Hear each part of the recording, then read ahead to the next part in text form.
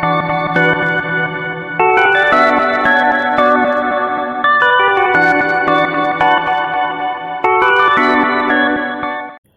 Students, आज हम शुरू करते हैं चैप्टर नंबर 4 जनन स्वास्थ्य यानी रिप्रोडक्टिव हेल्थ।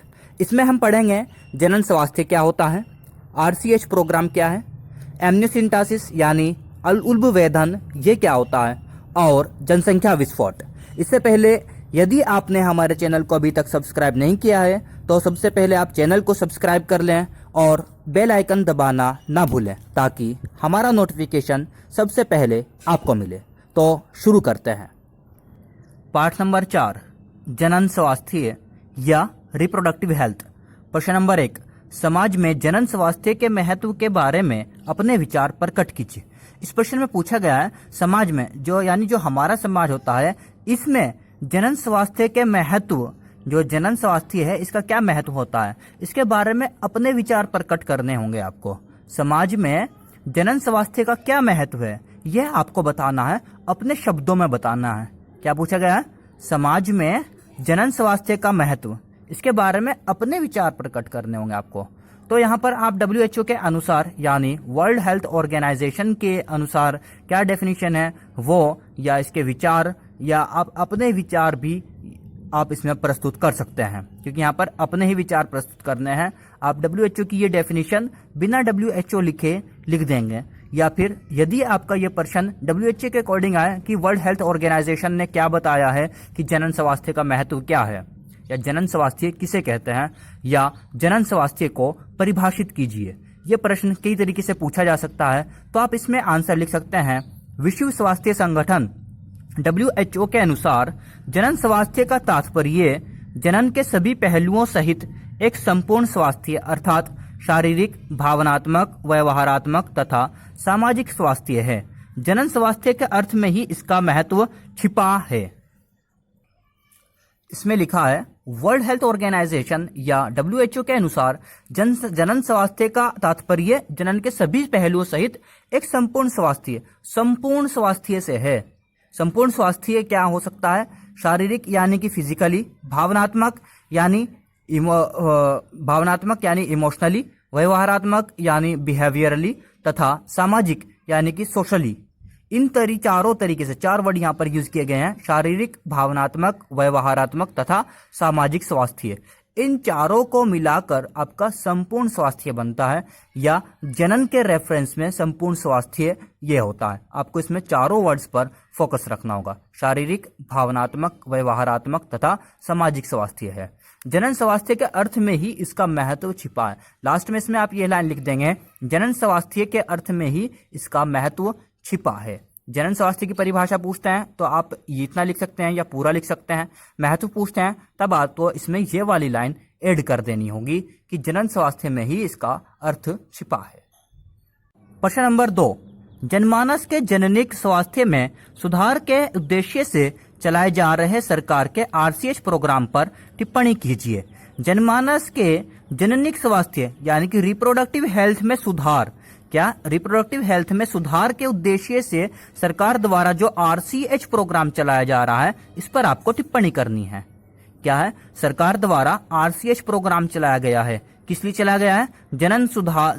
जननिक स्वास्थ्य में सुधार के लिए। तो इस पर आपको एक टिप्पणी करनी है। तो सबसे पहले आप ये बताएंगे इसमें कि आरसीएच कार्यक्रम इसकी फुल फॉर्म क्या होती है। RCH reproductive and child health care programme. R for reproductive, C for child and H for health, reproductive and child health care program। इसकी टिप्पणी क्या है आपको करनी है? आरसीएच कार्यक्रम परिवार कल्याण कार्यक्रम का ही विस्तारित रूप है। इसका उद्देश्य जनन स्वास्थ्य संबंधी सभी पहलुओं पर जनमानस में जागरूकता पैदा करना है। इसका पहला उद्देश्य या इसका जो मेन उद्देश्य है वो क्या है? जनमानस में जागरूकता पैदा करना, यानी कि जो रिप्रोडक्टिव हेल्थ है या जनन स्वास्थ्य है उसके प्रति जागरूकता पैदा करना आरसीएच का मेन प्रोग्राम है, या मेन दायित्व या मेन मुद्दा है। इस हेतु इंफ्रास्ट्रक्चर विशेषज्ञता उपलब्ध कराना भी इसका कार्य है। यह सगर्भता, प्रसव पूर्व प्रसव, प्रसवोत्तर संबंधी बेहतर सुविधाएं उपलब्ध कराने हेतु प्रयासरत है। इसका काम क्या है? 3 काम इसके अंदर मेन बताए गए हैं। सबसे पहला जागरूकता पैदा करना, दूसरा इंफ्रास्ट्रक्चर और विशेषज्ञता उपलब्ध कराना, और तीसरा सगर्भता, प्रसव पूर्व प्रसव और प्रसवोत्तर संबंधी बेहतर सुविधा के लिए भी ये प्रयासरत है। इसमें आपको तीनों बातें याद रखनी होंगी कि RCH प्रोग्राम की क्या टिप्पणी है। नंबर 3, उल्बवेदन एक घातक लिंग निर्धारण जांच प्रक्रिया है जो हमारे देश में निषेधित है। क्या यह आवश्यक होना चाहिए? उल्बवेदन यानी जो एमनियोसेंटेसिस होता है, ये एक घातक लिंग निर्धारण जांच प्रक्रिया है।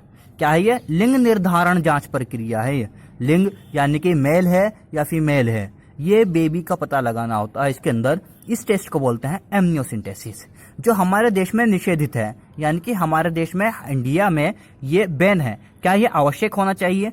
क्या यह बैन रियली में बैन होना चाहिए या क्या इसका बैन होना सही है? इसमें यह पूछा गया है। तो इसमें आप सबसे पहले बताएंगे एमनियोसेंटेसिस यानी उल्बवेदन क्या होता है, और फिर उसके बाद में इसके जो सिग्निफिकेंस हैं वो आपको बताने होंगे। तो सबसे पहले देखते हैं उल्बवेदन यानी एमनियोसेंटेसिस। भ्रूण एमनियोटिक फ्लूइड में तैरता रहता है। इंजेक्शन सुई की सहायता से माता के गर्भाशय में से इस तरल का एक सैंपल ले लिया जाता है। तरल में स्थित कोशिकाओं का संवर्धन करके के पश्चात कोशिकाओं के गुणसूत्र का निरीक्षण करके भ्रूण के लिंग का पता लगाया जा सकता है। भ्रूण यानी कि जो एम्ब्रियो होता है या फीटस होता है, वो मदर की यूटीरस में जो एमनियोटिक फ्लूइड होता है उसके अंदर तैरता रहता है। क्या है? भ्रूण एमनियोटिक फ्लूइड में तैरता रहता है। इंजेक्शन सुई की सहायता से माता के गर्भाशय में से इस तरल का एक सैंपल ले लिया जाता है। जो एमनियोटिक फ्लूइड होता है उसका एक सैंपल ले लिया जाता है। तरल में स्थित कोशिकाओं का संवर्धन करके, तरल में जो स्थित कोशिकाएं हैं, ये जो सेल्स होती हैं, उनका कल्चर करने के पश्चात कोशिकाओं के गुणसूत्र का निरीक्षण करके, कोशिकाओं जो सेल्स हैं जो हमने इंजेक्ट द्वारा ली हैं उनका कल्चर किया है, और अब हम उनके गुणसूत्र का निरीक्षण करते हैं। क्रोमोसोम्स का निरीक्षण करके भ्रूण के लिंग का पता लगाया जा सकता है कि यह एम्ब्रियो मेल होगा या फीमेल होगा। आप यहाँ इस डायग्राम में एमनियोसेंटेसिस की पूरी प्रोसेस देख सकते हैं। यूटीरस है, यूटीरस के अंदर एमनियोटिक फ्लूइड भरा हुआ है और एमनियोटिक फ्लूइड के बीच में अंदर की तरफ एम्ब्रियो तैर रहा है, एम्ब्रियो या फीटस। इसमें एमनियोटिक फ्लूइड को इंजेक्ट द्वारा ले लिया जाता है और उसे सेंट्रीफ्यूज कराया जाता है। तो क्या होता है, सेल्स नीचे की तरफ बैठ जाती हैं और फ्लूइड कंपोजिशन ऊपर रह जाता है।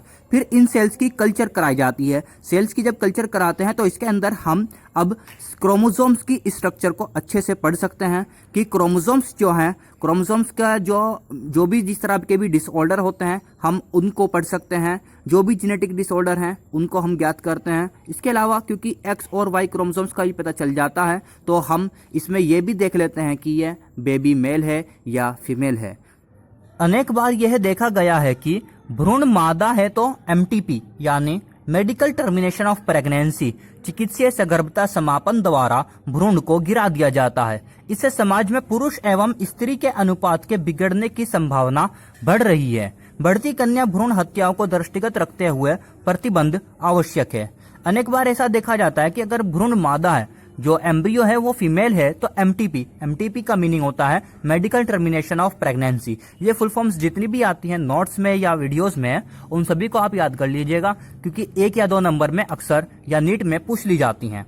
MTP यानी मेडिकल टर्मिनेशन ऑफ प्रेगनेंसी, इसका मीनिंग होता है चिकित्सीय सगर्भता समापन, यानी कि जो प्रेगनेंसी होती है उसको रोक देना। टर्मिनेशन का मतलब रोक देने से होता है, खत्म कर देने से होता है, यानी कि प्रेगनेंसी को खत्म कर देना, और इसका मतलब होता है भ्रूण को गिरा देना। तो क्या किया जाता है, अगर फीमेल है तो भ्रूण को खत्म कर दिया जाता है, गिरा दिया जाता है। इससे समाज में पुरुष एवं स्त्री के अनुपात के बिगड़ने की संभावना बढ़ रही है। बढ़ती कन्या भ्रूण हत्या, कन्या भ्रूण हत्या बहुत ज्यादा बढ़ रही हैं, इसके लिए बहुत सारे प्रोग्राम चलाए जा रहे हैं, और इसी को देखते हुए ये एमनियोसेंटेसिस को इंडिया में या और भी बहुत सारे देशों में प्रतिबंध किया गया है, निषेधित किया गया है, यानी इसे बैन किया गया है। और इसे बैन होना बहुत जरूरी है क्योंकि कन्या भ्रूण हत्या बहुत ज्यादा हमारे देश में बढ़ रही है। अब प्रश्न नंबर 4, जनसंख्या विस्फोट क्या है, इसके मुख्य कारण लिखिए। जनसंख्या विस्फोट किसे कहते हैं ये बताना है आपको, और इसके अलावा इसके जो मुख्य कारण हैं उनको भी आपको पेश करना होगा। सन 1900 ईस्वी में पूरे विश्व की जनसंख्या लगभग 2 अरब यानी 2000 मिलियन थी। सन 1900 ईस्वी में यानी कि अब से लगभग 120 साल पहले पूरे विश्व की वर्ल्ड की जो पॉपुलेशन थी वो 2 अरब यानी 2000 मिलियन थी। ये 2 अरब को 2000 मिलियन कहते हैं। ये फिलहाल आप ऐसे ही याद कर लीजिए। नेक्स्ट वीडियो में या एक वीडियो बनाया जाएगा जिसमें आपको बता दिया जाएगा कि ये मिलियन, बिलियन और ट्रिलियन ये क्या होता है, लाख, 10 लाख या अरब या करोड़, ये हम किसे बोलते हैं या कहाँ यूज करते हैं। ठीक है, ये आपको इसके लिए एक अलग से वीडियो में बताना होगा, लेकिन फिलहाल आप इसे ऐसे ही याद कर लीजिए कि 2 अरब को 2000 मिलियन कहते हैं। तो 1900 ईस्वी में कितनी जनसंख्या थी पूरे वर्ल्ड की? 2 अरब। और सन 2000 में यानी इसके 100 सालों के बाद में यह बहुत तेजी से बढ़कर 6 अरब यानी 6000 मिलियन हो गई। 2 अरब से 6 अरब हो गई, यानी 100 सालों में 4 अरब पॉपुलेशन बढ़ी है। और इसके 10 सालों बाद यानी कि 2011 ईस्वी में यह 7.2 अरब हो गई। और अब की बात करते हैं अगर हम 2020 में, तो वर्ल्ड की पॉपुलेशन है 7.79 अरब। ठीक है, तो ये इतनी तेजी से जनसंख्या की जो वृद्धि हो रही है इसे हम बोलते हैं जनसंख्या विस्फोट। इंडिया की बात करें हम, भारत में आजादी के समय 35 करोड़ यानी कि 1947 में जो आबादी थी वो थी 35 करोड़ यानी कि 350 मिलियन। जो 2000 में, ठीक है, 1947 से 2000 तक आते आते कितनी हो गई? अब ये 1 अरब यानी कि 1 बिलियन हो गई। तथा 2011 में यह 1.2 अरब यानी 1.2 बिलियन हो गई। और 2020 की बात करते हैं तो 1.3 इतनी बिलियन, 1.3 अरब यानी कि 1.3 अरब, 1.3 अरब भारत की पॉपुलेशन हो चुकी है। अब आबादी में इस तीव्र वृद्धि को जनसंख्या विस्फोट कहते हैं।